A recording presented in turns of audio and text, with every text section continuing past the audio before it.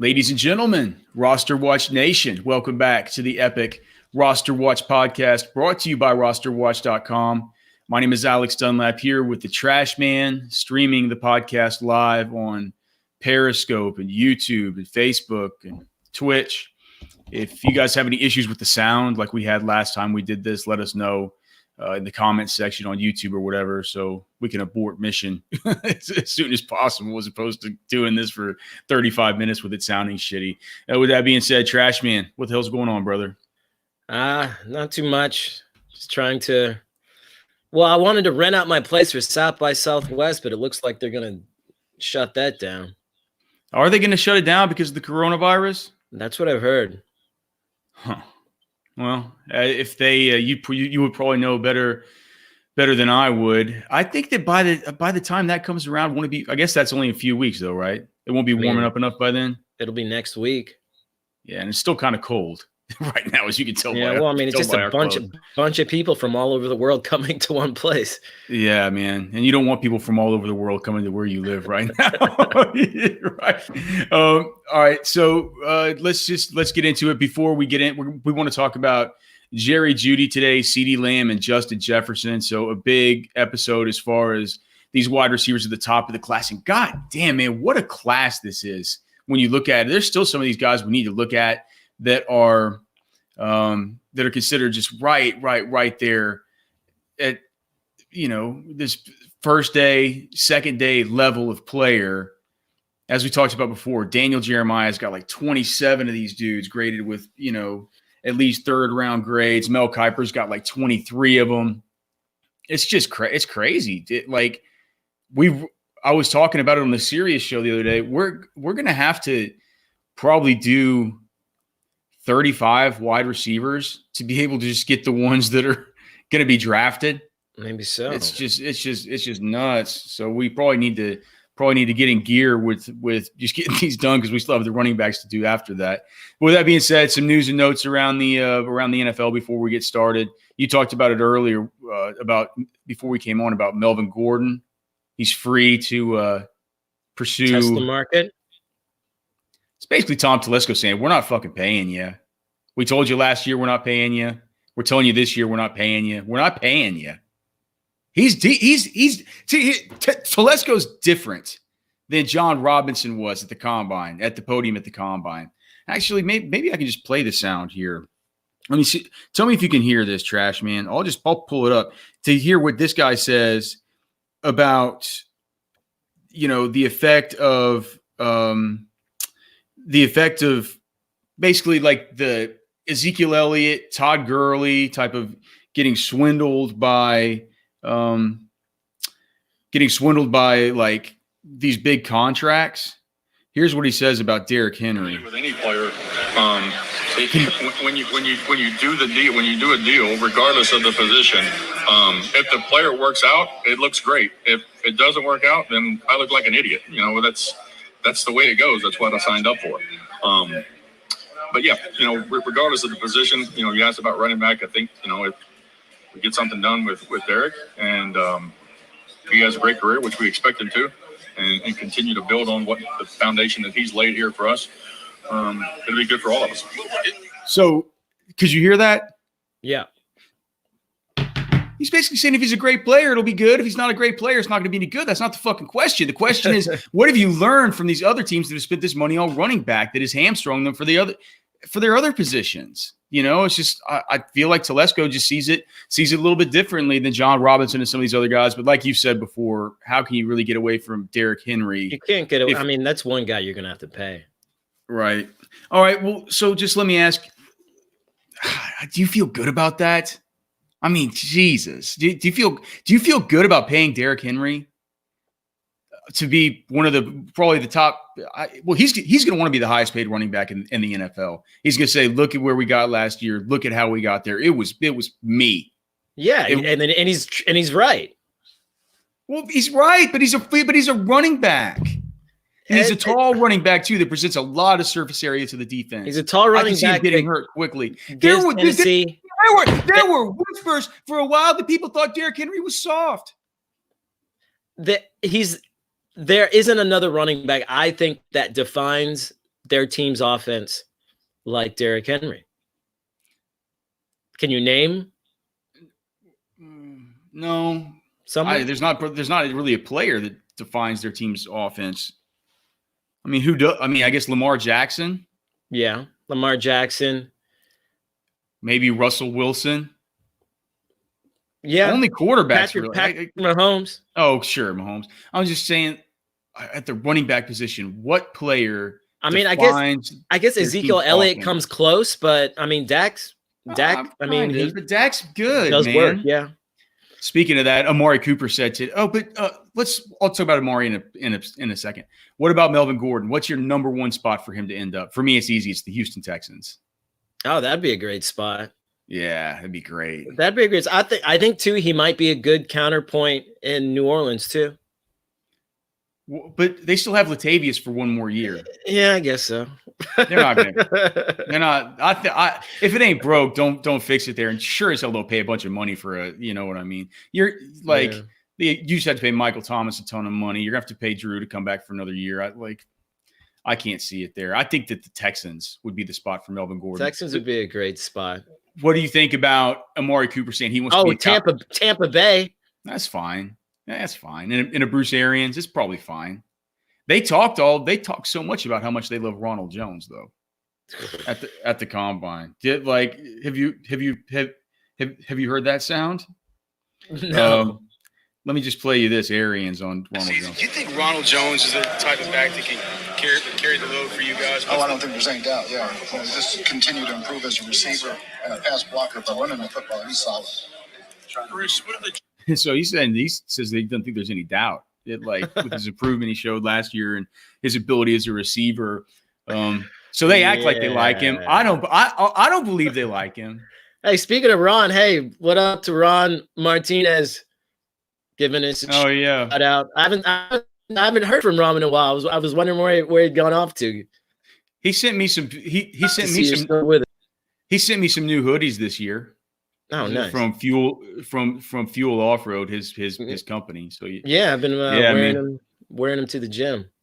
Those are comfortable hoodies, man. So check out Ronald Martinez's company, Fuel Off-Road. Okay, let's get into these prospects, Trashman, so I can get the hell out of here and go do my tasks I was planning on doing right now. More building your bunker? You fleshing out your bunker? No, I'm actually I'm actually trying to install a fish finder on my motorized kayak. And that's for when the shit does hit the fan, so I can go out and I can go out and find the fish. Provide for the family. Okay. Let's see. What do you think? You want to talk about Justin Jefferson, Ceedee Lamb? Let's talk about Justin Jefferson. It's fresh. Okay. He's the freshest on my mind. Okay, so Justin Jefferson, let's see, 6'1" and 1/4 inches, 202 pounds, 9 1/8 inch arm, 9 1/8 inch hand, 33 inch arm. He ran a 4.43 at the combine, and nobody expected him to do that. Yeah, it was that was the biggest, probably one of the biggest surprises of the combine of all, besides Chase Claypool running just as fast as him. Like that was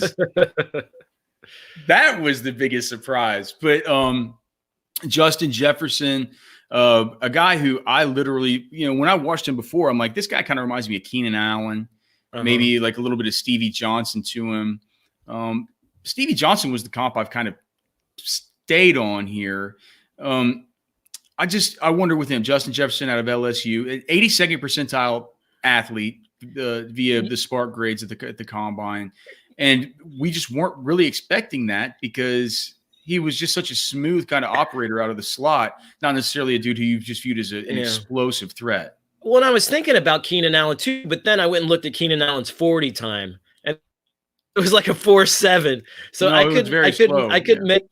couldn't make that comp. And so that's why I went with someone like a Nelson Aguilar, somebody who's got that speed, that explosiveness, who works out of the slot, kind of player. And, if you put him in the right position, if you use him, if you implement him correctly, he can really pop off for you. Aguilar sucks though. He doesn't suck, Justin No, but I mean, Aguilar didn't always. Aguilar, that Super Bowl year, he had a great season. How did he get so bad? I really don't. He I mean, you could say that about most of the Eagles wide receivers at this point. No, clearly, yeah. I mean, a guy like Justin, one of these guys is going to go to the Eagles. Ruggs or Jeudy or Ceedee or just one of these dudes will go to the Eagles for sure. Yeah. Even with if Trashman, if you were picking right now, do you think that and you were a wide receiver needy team, do you think it would be smarter to wait on wide receivers since there are just so many of them? Yeah, and I think maybe take one of these. People say wait on a guy like. I'm sorry. I feel like you could wait on a guy like Jefferson. I'm not sure. I think that 4-4. I mean, you saw how good he was. You think he's going to get drafted before a Lamb or a Ruggs or a Jeudy? Well, then, I mean. But I'm saying I'm not sure that that's waiting. We could have 5 of these guys in the first round. I think that there's a chance Justin Jefferson could be a first rounder. People are talking about Denzel Mims like he could be a first rounder. Yeah, that's true. I actually, love to hear that. I mean, Chase Claypool, I think, is actually going to be the guy that is going to potentially pay the biggest dividends in fantasy. I just don't see how they're going to be able to contain that guy. Chase Claypool, the biggest dividends in fantasy out of this whole class. Perhaps. I mean, he's got. Trashman! What a!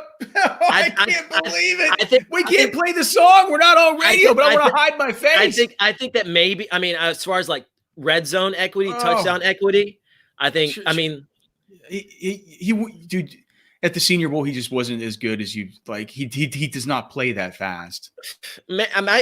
Maybe not. I'm just talking. If you're talking about size and speed, that combo. I mean, is there a better size speed combo than Claypool? From a pure no, not from a pure size speed standpoint. No, but I mean, does it? There wasn't I mean, it's a similar size speed. If we can trust what JJ Arcega-Whiteside's 40 time was from his pro day last year, it's basically the same size speed combo that guy presented, and he hadn't done shit. Well, I'm just saying, I think there's potential there. I think there's a lot of potential there.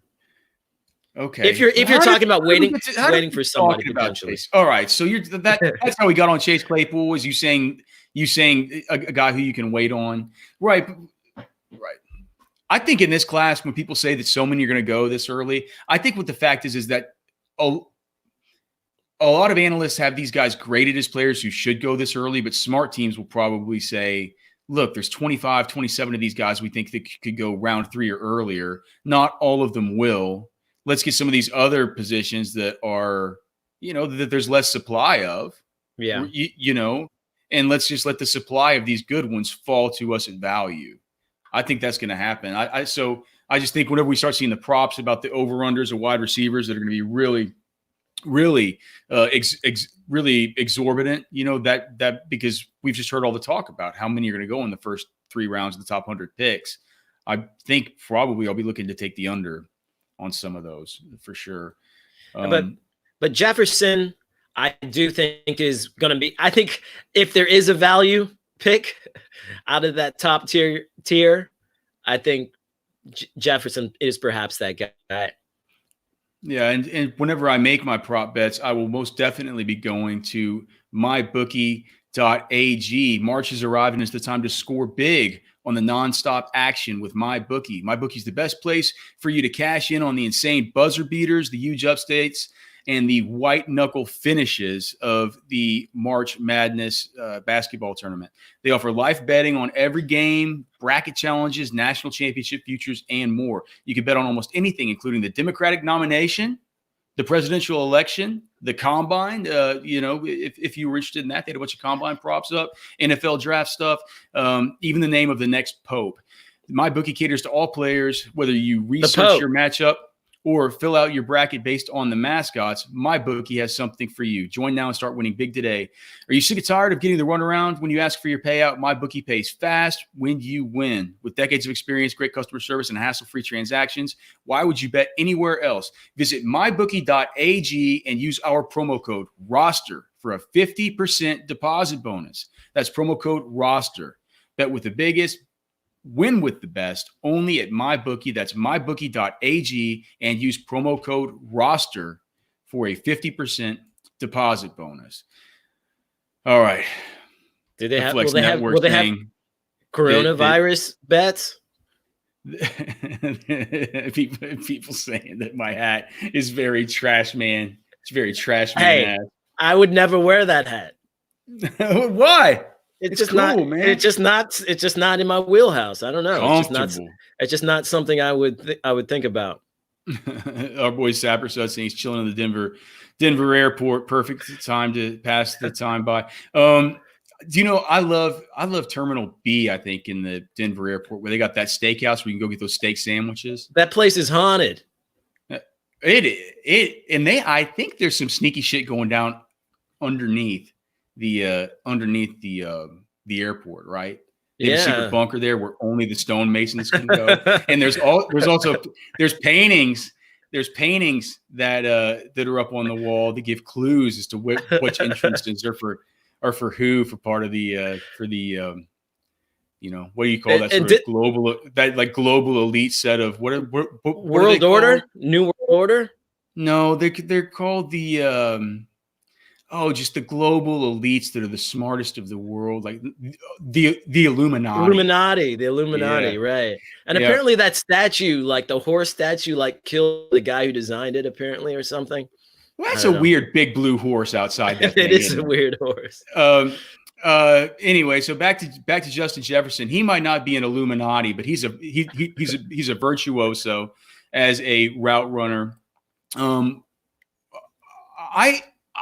I'd gone through this whole process, Trashman, thinking that Justin Jefferson was a great route runner, smooth, silky, all this stuff. Then he runs the 4.43, which kind of changes my perception of him. Then I read your initial basis to our scouting report that is now up over at RosterWatch.com for our pro members, where you said that he has a somewhat limited route tree.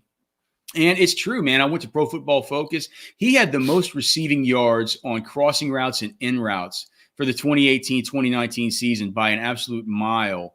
Over Ceedee Lamb, KJ, even guys like KJ Hill that looks like a true slot guy at the next level. He only for PFF, he only played 3 snaps outside of the slot as a junior.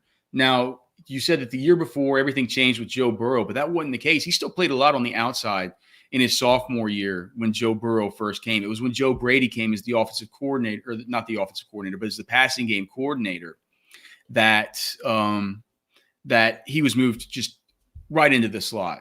And what that didn't give us the opportunity to see was how he handles press coverage, how he handles man coverage, right? Because it looks, another thing I was looking at on PFF earlier, 83% catchable target rate, but per their grading, he had like a 90 grade when he was matched up against zone, but a horrible grade matched up against man. So that'll be something to keep an eye on. I just don't know. Do you think that an NFL team will see him and say, look, we're going to move him outside? Or are they just going to say, like, look, we like him in the slot. That's where we like him. I'm not sure we need to move him. They found the best place for him, and that's where it is. Yeah, I mean, if he goes to a team that actually has good outside receivers, I don't see any reason to pull him outside of the slot. Oh, I could see him going to Dallas. Yeah, well, that would be a great place for him to go for sure. I don't know. So, like, do you think that he's somebody who do you know where I like him best? Where I like him best at maybe going to the Green Bay Packers. I could see that. I could really see that. I like the idea of him as a Green Bay Packer. Just an excellent compliment for a guy, just so much better than like a Geronimo Allison or something like that, for a guy to really compliment Devontae Adams and add some. And maybe he could add some explosive downfield ability out of the slot, right? It's That's true. He has the wheels to do it. So. What do you think? What else do you have on him? Market share probably not the best, but he did play. Well, He did play alongside Jamar Chase, who will probably be the number 1 rookie in the whole class next year. Yeah, he's got a wide catch radius, 33-inch arms on a 6'1" frame. He even plays a little bit longer than you would think. You know, the really good tracking the football. Not a CeeDee Lamb as far as the way he can track it or the way he can contort to frame it. Absolutely not. Well, the thing, he's been very coachable. He was like a 2-star prospect coming into LSU. Yeah. So to me, that shows that he's very coachable. He's been able to learn a lot. He's been able to improve a lot from where he came in. So I think that bodes well for his NFL prospects as well. Yeah, he's going to be good, man. Let's see here. Let's move on to Jerry Jeudy and your thoughts on that guy. I think Jerry Jeudy is awesome.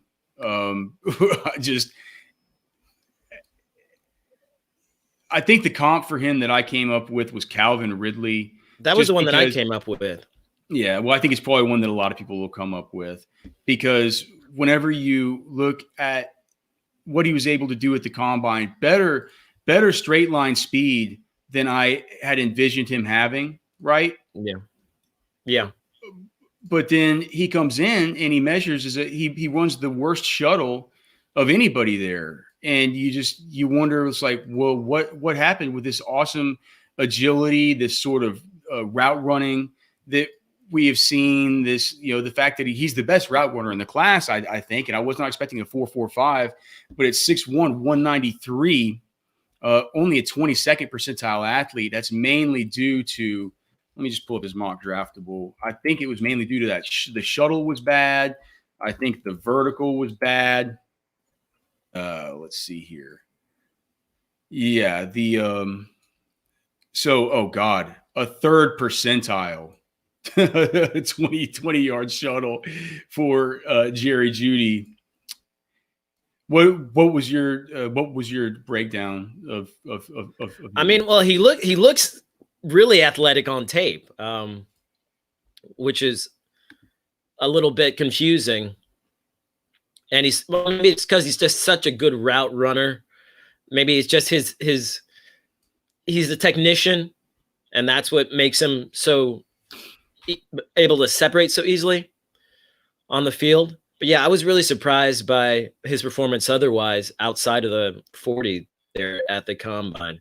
It's basically just the 20 yards, the 20-yard shuttle. I mean, it was a third percentile. So he'll redo that at the pro day, and hopefully that'll be a pro day that we'll be at, so maybe we can get our own time on him. But really, really bad there. Let's just look at as far as the market share numbers for him. 27% of teams receptions, 26% of teams receiving yards, and 20% of the teams receiving touchdowns. Like you said, he is probably the most natural and best. We talked about Justin Jefferson and his ability to separate. Jerry Jeudy just separates, I think, on a different level. He's such an awesome route runner. He's great after the catch. The problems with him is, and Byron will tell you, Byron's like, Byron thinks he looks too skinny. And I mean, at 193, I guess I'm probably a little bit worried about that, too.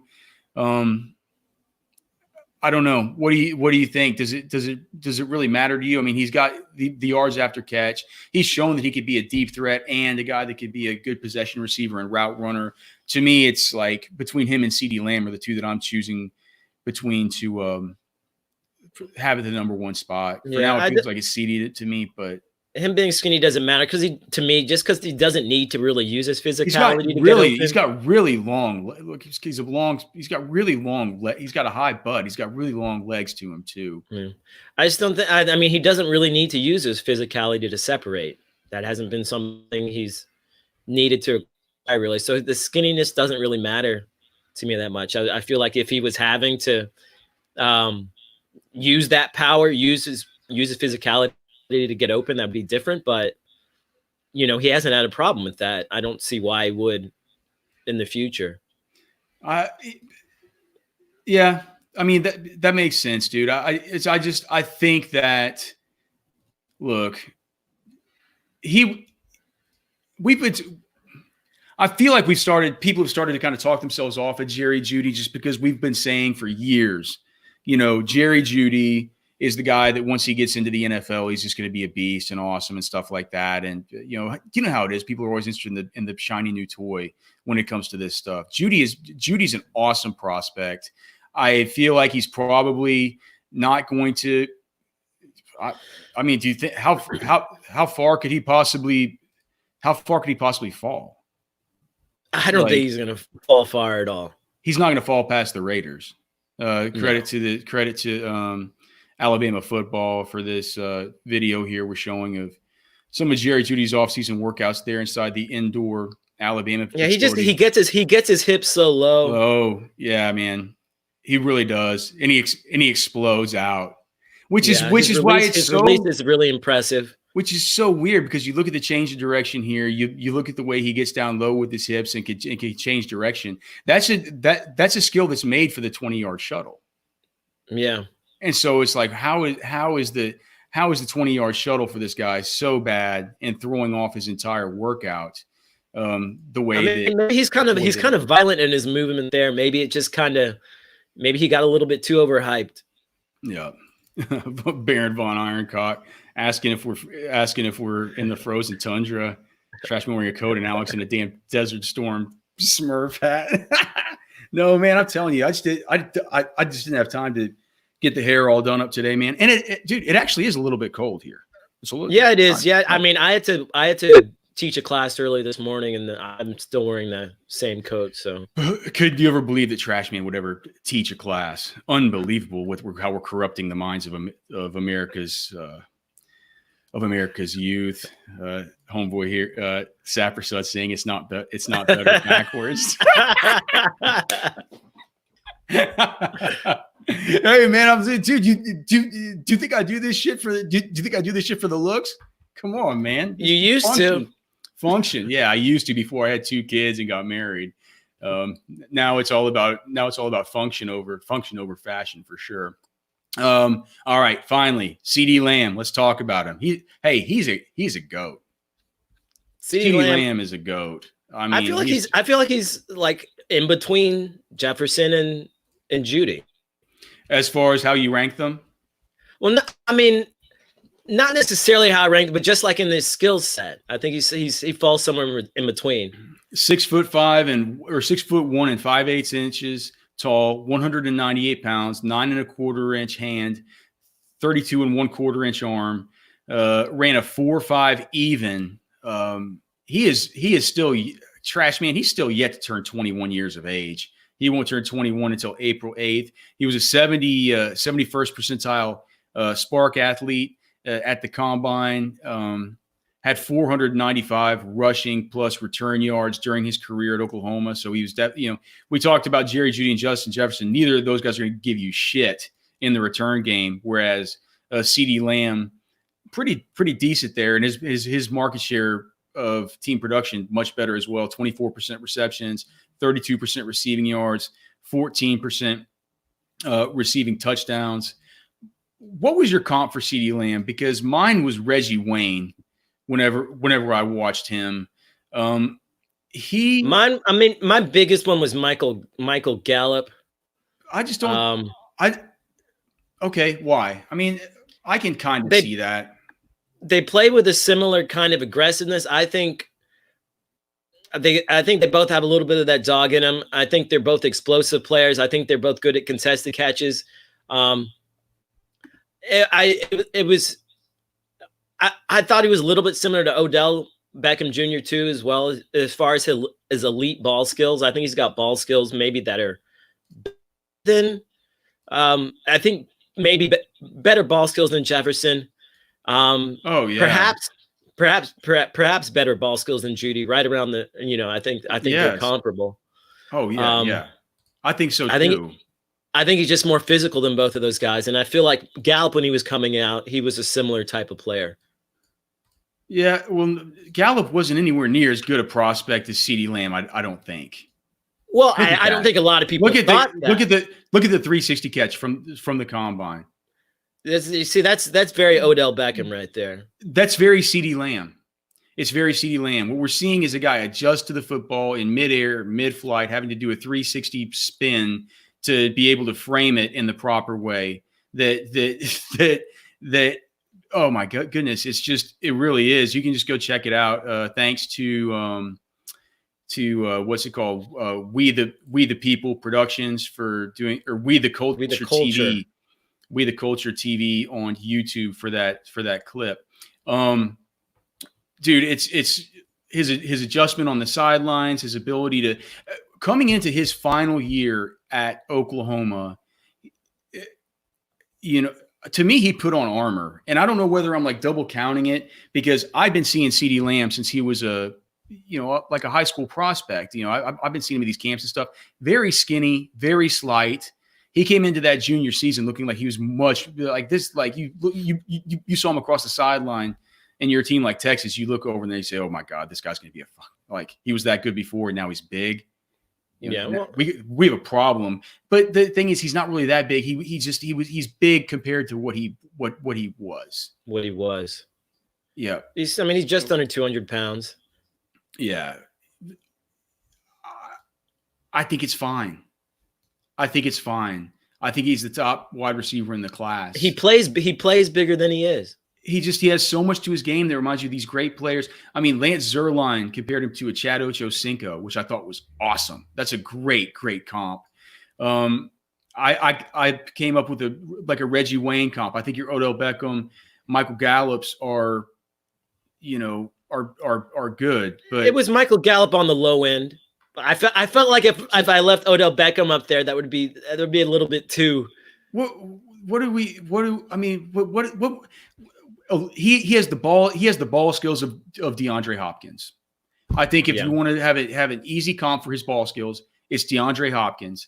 He tracks the ball and can adjust to the football in the air and frame it like Odell Beckham Jr.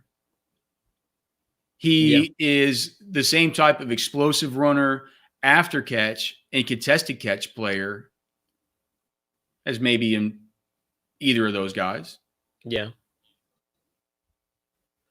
I just didn't want to get too excited about the comparison.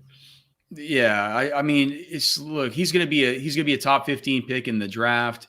He's likely, we'll have to do the dynasty cheat sheet, and we're going to have to put, you got to give Michael Gallup some love. What? So you have to give Michael Gallup some. Michael Gallup is a good player. I think we're gonna have to in dynasty. We're gonna have to take running backs a little bit earlier this year because we need to be like the smart teams and realize the depth at the wide receiver position we'll be able to mine through the second and the third round of traditional 12-team dynasty leagues. But I mean, CeeDee Lamb's probably going to still go in the top 5 or 6 picks. Of your regular draft, he could go in the top 4. I could see him going to Oakland. If he goes to Oakland, how much? Just how much better is CeeDee Lamb than Tyrell Williams, Trashman? They're different types of players, but how much better? How many times better? How many times? How many multipliers? I said 1.5. 1.5? Trashman, if you're going to ask me how many times better CeeDee Lamb is than Tyrell goddamn Williams, I'm going to tell you that it's by a magnitude of no less than 10. Wow. All right. That's absurd. That'll be the podcast. Okay. Thanks to everybody for listening. Thanks to everybody for tuning in. To guys at the Flex Network, Baron Von Ironcock, Sapper Stud in the Denver airport. All you guys certainly appreciate it. I'm going to get this dumbass hat off. Go on, Ron Martinez, Fuel Off-Road. I'm going to go about my day and get to putting this new fish finder in my now motorized kayak for when the coronavirus comes and gets us all. Love you guys. We'll talk soon. Peace. Bye.